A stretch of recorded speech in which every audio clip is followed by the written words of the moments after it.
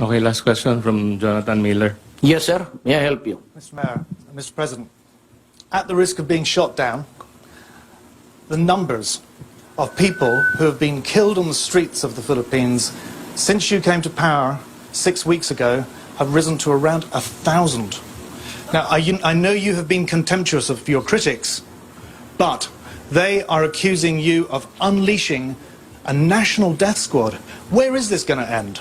Because some are saying that the social fabric of the Philippines is at risk here.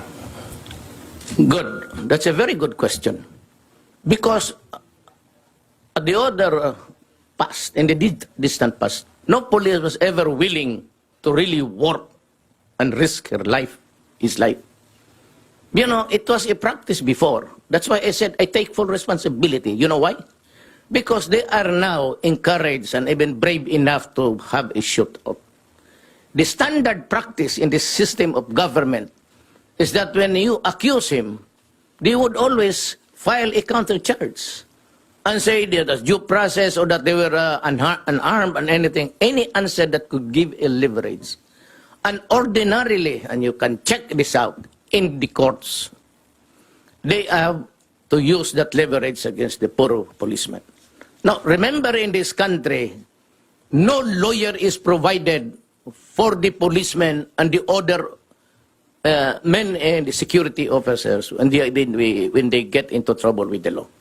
They are left at the mercy on their own. That was the policy before, and in the previous ones, they are left behind. So when I was mayor, I told them, go ahead, do your duty.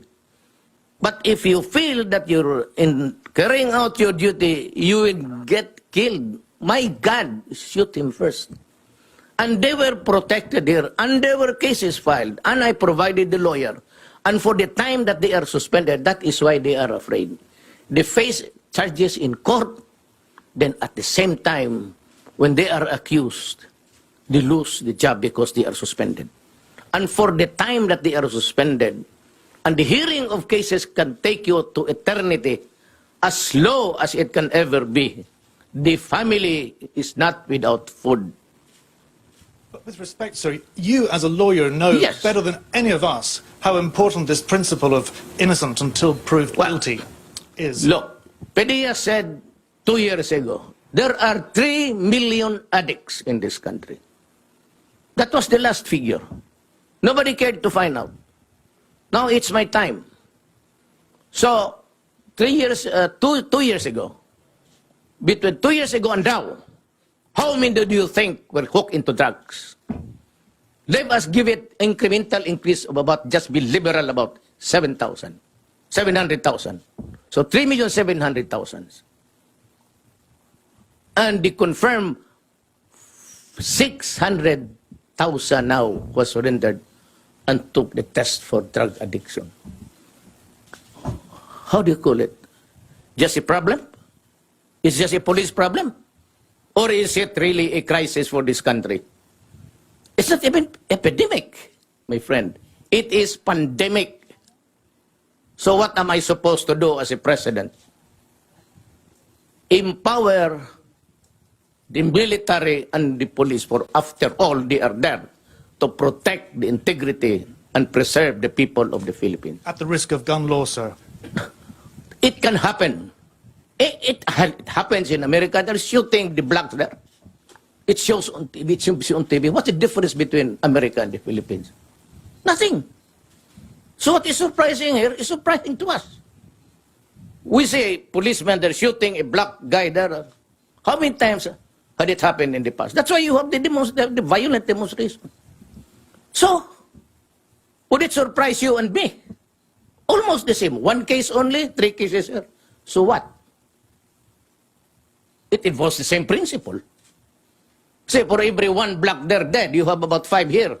And so, does it make this world more livable because there is less killing?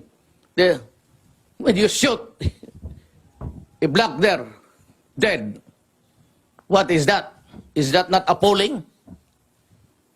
When you bomb Syria and Iraq, and you kill communities, and you kill children and old people and hospital, what is it?